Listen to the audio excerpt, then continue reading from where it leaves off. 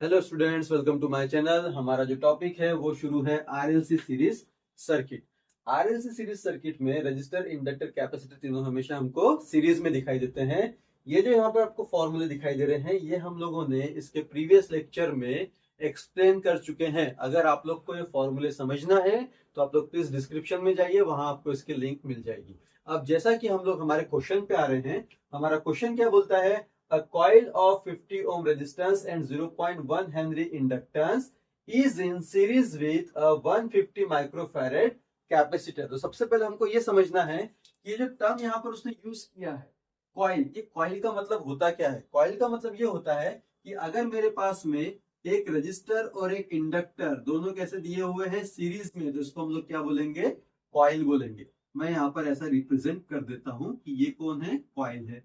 ठीक है। अब आगे में देखो उसने क्या बोला, ये जो कॉइल है हमारे पास में is in series with 150 microfarad capacitor. यानी ये जो कॉइल है ये एक कैपेसिटर के साथ में कैसा लगा हुआ है? सीरीज में लगा हुआ है। अब अगर मैं इनकी वैल्यू को चेक करता हूं न्यूमेरिकल में, तो क्या है देखो तो 50 ओम रेजिस्टेंस है, तो मैंने रेजिस्टेंस के ऊपर में 50 ओम लिख दिया। देख रहे हैं आप लोग? 0.1 हेनरी इंडक्टेंस है, तो यहाँ पर मैंने 0.1 हेनरी इंडक्टेंस लिख दिया। और ये किसके अंडर में आ रहा है? कॉइल के। इनके सीरीज में कौन है? कैपेसिटर है। और ये सीरीज में जो कैपेसिटर है इसकी वैल्यू कितनी है? 150 माइक्रोफैरेड। तो यहाँ पर मैं क्या लिख दूंगा? 150 माइक्रोफैरेड। समझ में आया? अब आगे में हम लोग बढ़ते हैं, तो आगे में क्या बोला उसने? Across 200 volt 50 hertz AC supply. यानी इनके अक्रॉस में जो सप्लाई लगा हुआ है वो कौन सा है? एसी है। इसको बोला जाता है एसी का सिंबल। यहाँ पर हमारे पास में जो एसी वोल्टेज उसकी वैल्यू कितनी है? 200 वोल्ट। और फ्रीक्वेंसी कितनी गिवन है हमारे पास में? 50 हर्ट्ज।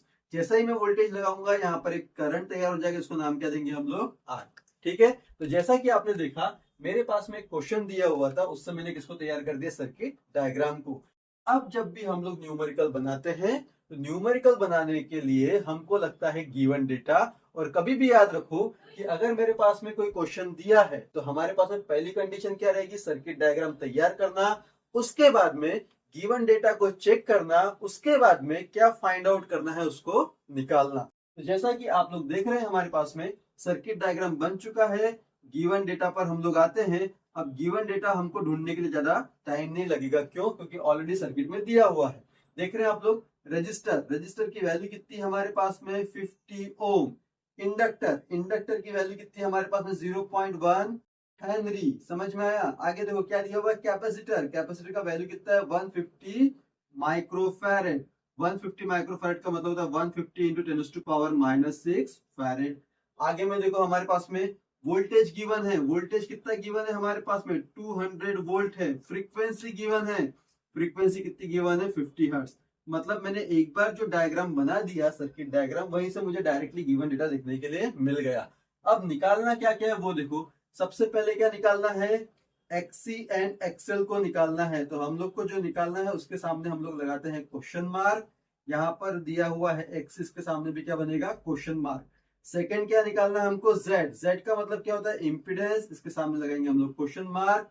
थर्ड नंबर पे कौन है हमारे पास में? करंट है। करंट को हम लोग रिप्रेजेंट करते हैं आई से। इसके सामने हम लोग लगाएंगे क्वेश्चन मार्क।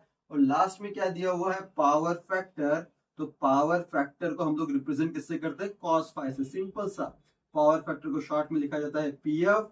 इसी को बोला जाता है कॉस फाई। और इसके सामने क्या लगाएंगे? Question mark. यहां तक समझ में आपको? अब देखो हम लोग बढ़ते हैं आगे। सबसे पहला काम कि निकालना जो है उसको हम लोग फॉर्मूले में चेक करेंगे। ये है हमारी फॉर्मूले की लिस्ट। सबसे पहला हमको निकालना है एक्सेल एंड एक्सी। तो मैंने यहाँ पे एक्सेल लिखा। एक्सेल मतलब क्या होता है? इंडक्टिव रिएक्टेंस होता है। एक्स का मतलब होता है रिएक्टेंस, एल मतलब होता है इंडक्टर। जब इसको पढ़ा जाता है तो कैसे पढ़ते हैं हम लोग? Inductive reactance. इंडक्टिव रिएक्टेंस का फॉर्मूला है मेरे पास में, क्या है देखो यहाँ पे? ट्वाइस पाई एफ एल है। तो यहाँ पर हम लोग क्या लिखेंगे? ट्वाइस पाई एफ एल। ठीक है। वैल्यू को पुट करेंगे हम लोग, ये बनेगा 2, ये बन गया पाई। फ्रीक्वेंसी कितनी है हमारे पास में गिवन? फ्रीक्वेंसी गिवन है 50। तो यहाँ पर हम लोग फ्रीक्वेंसी की जगह पर 50 लिखेंगे। इंडक्टर की वैल्यू कितनी है मेरे पास में गिवन? 0.1। तो यहाँ पर हम लोग 0.1 लिखेंगे। जब इसको मैं सॉल्व करूंगा तो एक्सेल का एक वैल्यू आएगा जो मैंने कैलकुलेट करके रखा है, और एक्सेल का वैल्यू आएगा 31.4159। 31.4159। अब बारी किसकी आ गई, इसके यूनिट की। जब भी हम लोग रिएक्टेंस का यूनिट लिखते हैं तो यूनिट क्या बनता है, हमेशा ओम। अब वो रिएक्टेंस इंडक्टर का हो चाहे रिएक्टेंस वो कैपेसिटर का हो, ठीक है। तो ये कौन निकला हमारे पास में, एक्सएल निकला। अब हम लोग किसको निकालेंगे, एक्सी को निकालेंगे। ऑल्सो जरा देख रहे हैं आप लोग, सेकेंड टर्म कौन है, एक्सी है।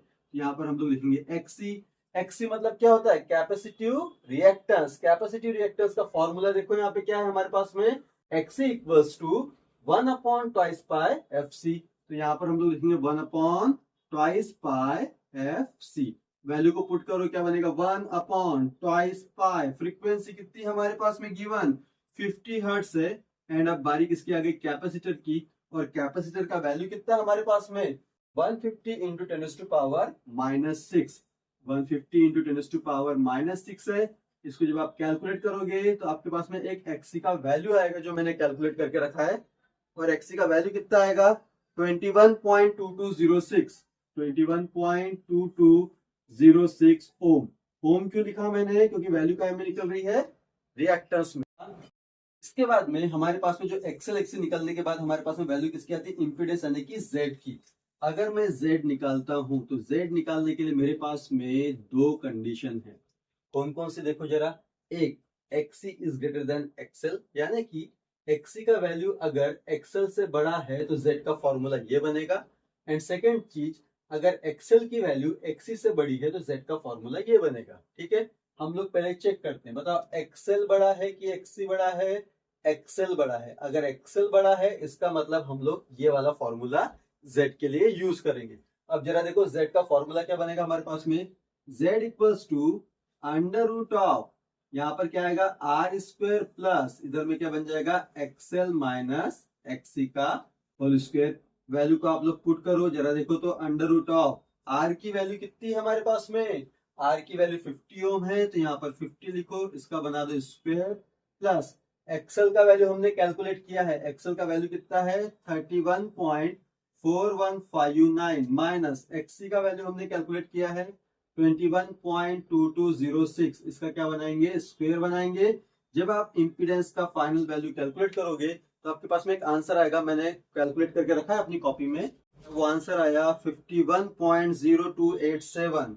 51.0287। यूनिट क्या देंगे इसका हम लोग, ओम। इंपीडेंस का यूनिट होता है ओम, ठीक है। नेक्स्ट इसमें हम लोग आते हैं, नेक्स्ट क्या कैलकुलेट करना है उसको, करंट। करंट मतलब कि आई, ठीक है। अब अगर मैं करंट निकालता हूं, थर्ड वन पे हम लोग आते हैं, तो करंट के लिए फॉर्मूला क्या बनता है, देखो आई इक्वल्स टू, जरा देखो फॉर्मूला, करंट के लिए फॉर्मूला क्या बनता है, I equals to V by Z. तो आई इक्वल्स टू क्या बनेगा, वी बाय जेड बनेगा।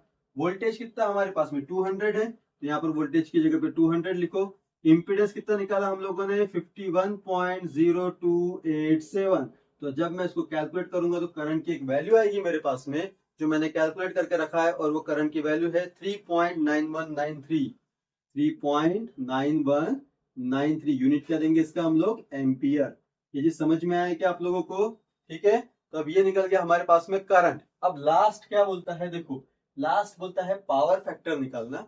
अब पावर फैक्टर अगर मैं निकाल रहा हूं, ठीक है, तो पावर फैक्टर को हम लोग रिप्रेजेंट किससे करते हैं, कॉस फाई से करते हैं। और पावर फैक्टर का फॉर्मूला है मेरे पास में क्या है, आर बाय जेड। तो कॉस फाई इक्वल टू क्या बनेगा, आर बाय जेड बनेगा। आर की वैल्यू कितनी है मेरे पास में, 50 ओम है, तो यहाँ पर मैं 50 लिखूंगा डिवाइडेड बाय, उसके बाद देखो जेड निकाला है मैंने, कितना निकाला है 51.0287। इसको जब मैं कैलकुलेट करूंगा तो कॉस फाई की एक वैल्यू आएगी मेरे पास में जो मैंने कैलकुलेट करके रखा है, वो आएगी 0.979। कितनी आएगी, 0.979। अब एक बात याद रखोगे आप लोग कि जब भी हम लोग पावर फैक्टर निकालते हैं तो वो अपना नेचर शो करता है। नेचर मतलब क्या, लैगिंग या लीडिंग। अब लैगिंग लीडिंग का मतलब क्या होता है, लैगिंग लीडिंग डिपेंड करता है रिएक्टेंस के ऊपर में कि वो इंडक्टिव है कि कैपेसिटिव है, ठीक है। जैसा कि आप लोग देख रहे हैं हमारे पास में एक इंडक्टिव मतलब यहाँ पर इंडक्टर लगा था, एक कौन लगा था, कैपेसिटर लगा था। तो ये जो इंडक्टर और जो कैपेसिटर होता है ना, ये करंट के लैगिंग और लीडिंग को रिप्रेजेंट करता है, ठीक। अब ये लैगिंग लीडिंग को रिप्रेजेंट कर रहा है तो वो किस पे डिपेंड करेगा, करंट पे डिपेंड करेगा। अब जैसे करंट देख रहे हो आई, आई जब एंटर कर रहा है तो देखो 50 ओम में से भी जा रहा है वो, इंडक्टर में से भी जा रहा है वो, और कैपेसिटर में से भी जा रहा है वो। ठीक है, तो आपको बस ध्यान में ये रखना है कि जब हम लोगों ने शुरुआत किया था तो हम लोगों ने यहाँ पर फोकस ये किया एक्सेल और एक्सी में से कौन बड़ा है और कौन छोटा है। तो आपको ध्यान में ये रखना पड़ेगा कि अगर एक्सी हमारे पास में एक्सेल से बड़ा है तो नेचर क्या शो होगा, लीडिंग का। समझ में आ रहा है क्या, ये सिंपल सा फंडा है। और अगर हमारे पास में एक्सेल अगर एक्सी से बड़ा है तो यहाँ पे नेचर क्या शो होगा, लैगिंग का। ठीक है, इसका आपको ध्यान रखना है। तो मुझे बताओ कि यहाँ पर एक्सेल बड़ा है एक्सी से, इसका मतलब ये जो पावर फैक्टर है इसका नेचर क्या बनेगा हमारे पास में, लैगिंग बनेगा। तो जब भी आप पावर फैक्टर निकालो तो उसके नेचर को हमेशा ब्रैकेट में साइड में लिख दो। ठीक है, आई होप आपको ये न्यूमेरिकल अच्छे से समझ में आया होगा। तो आप लोग क्या करिए, फटाफट से चैनल को सब्सक्राइब करिए, अपने दोस्तों तक इस चैनल को शेयर करिए और लाइक करिए। हम लोग मिलेंगे नेक्स्ट न्यूमेरिकल में एक नए कंसेप्ट के साथ में, तब तक के लिए थैंक यू सो मच।